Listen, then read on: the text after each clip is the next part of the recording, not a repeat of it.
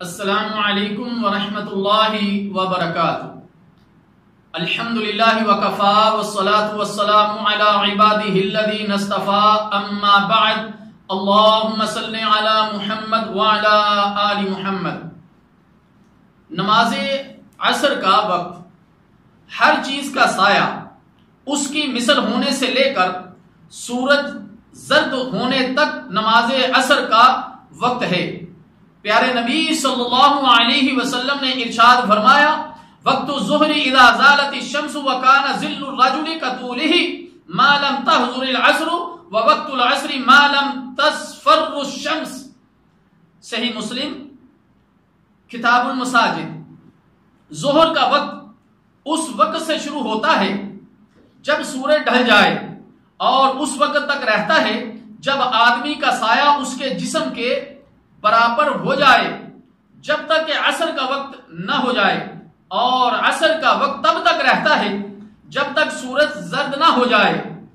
Be be سیدہ عائشہ الصدیقہ رضی اللہ تعالی عنہا فرماتی ہیں کہ رسول اللہ صلی اللہ علیہ وسلم نماز عصر ایسے وقت میں ادا فرماتے کہ سورج اس قدر بلند ہوتا کہ محسوس ہوتا کہ میرے حجرے کے اندر ہے، باہر نہیں گیا۔ صحیح مسلم کتاب المساجد۔ سیدنا بریدہ رضی اللہ تعالی عنہ فرماتے ہیں رسول اللہ صلی اللہ علیہ وسلم نے عصر کی نماز ادا فرمائی تو اس وقت سورج صاف ستھرا تھا، اس میں ذرہ بھی زردی نہ ملی ہوئی تھی اور بلند و بالا تھا۔ صحیح مسلم کتاب المساجد۔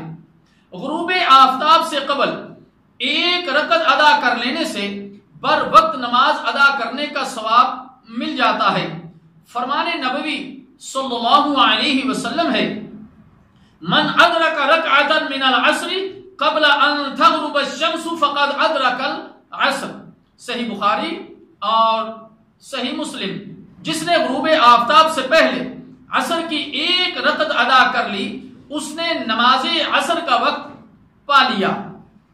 نماز عصر کو بلا وجہ آخری وقت تک لیٹ کرنا منافق کی نشانی ہے۔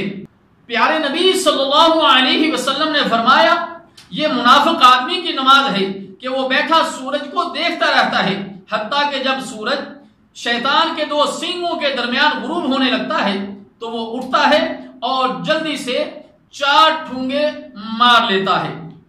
اللہ تعالیٰ جل شانہ سے دعا ہے کہ اللہ تعالیٰ ہمیں عصر کی نماز کو اول وقت میں جماعت کے ساتھ پڑھنے کی توفیق عطا فرمائے۔ والسلام علیکم ورحمۃ اللہ وبرکاتہ۔